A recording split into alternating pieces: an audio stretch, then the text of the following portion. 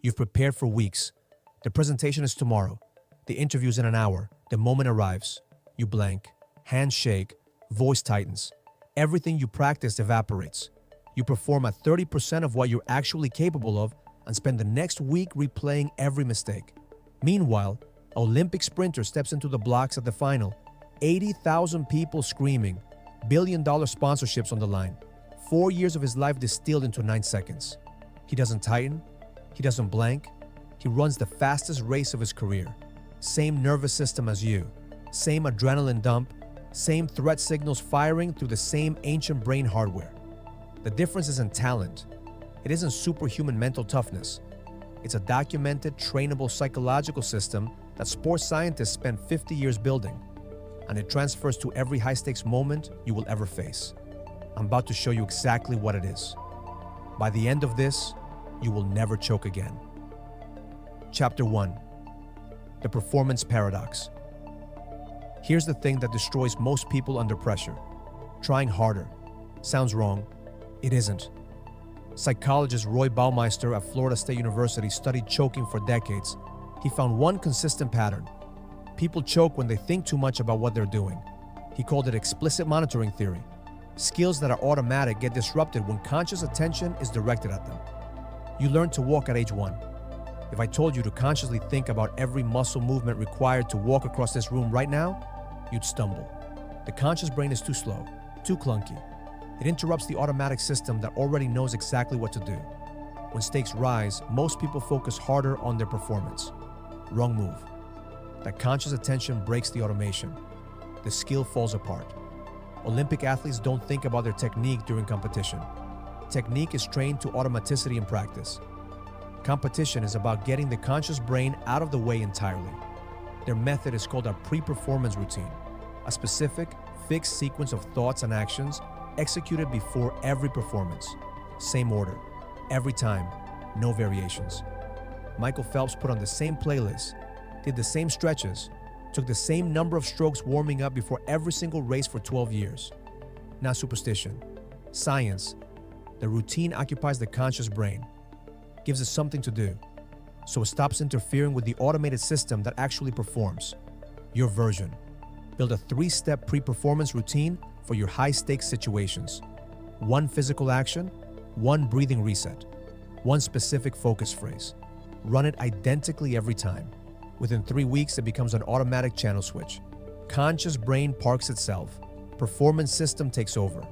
But clearing the conscious brain is only half the solution, because under real pressure, one thing always breaks through anyway. Chapter 2. The voice.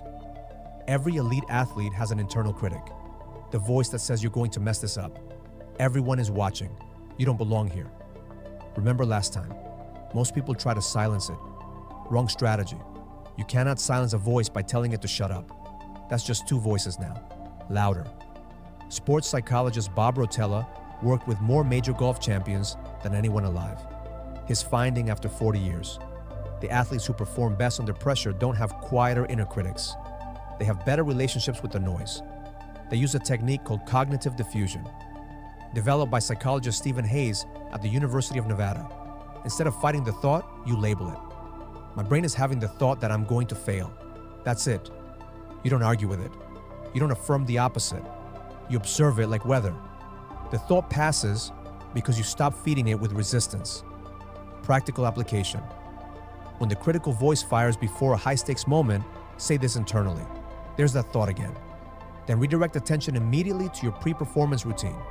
1 sentence, 1 redirect. The voice loses its grip entirely. Hit subscribe before you forget. The next chapter is where the real separation happens. Chapter 3. The identity install. Here's what nobody tells you about choking. It's almost never about skill. It's almost always about identity. Psychologist Claude Steele at Stanford discovered something brutal in the 1990s. He called it stereotype threat. When people are reminded of a negative label associated with their group before a performance, their performance drops dramatically, even when the label is irrelevant. Even when they consciously reject it, the brain performs in alignment with the identity it believes it holds, below the level of conscious thought, below motivation, below willpower. Identity is the floor. You cannot sustainably perform above it. Olympic athletes don't think I need to perform well today. They think this is who I am. The preparation confirms it. The routine confirms it. The performance expresses it. Nothing to prove, nothing to overcome, just expression of an existing identity. Researcher Amy Cuddy at Harvard studied how body posture affects hormone levels and performance. 2 minutes of expansive posture before a high-stakes situation measurably increased testosterone and decreased cortisol. The body signaling the identity to the brain, not faking confidence, installing it physiologically before the moment demands it. Your version, 2 minutes before any high-stakes performance. Stand tall, take up space, breathe slowly, not as a trick, as an identity signal. Your body telling your brain who is about to walk into that room. Here's the problem though.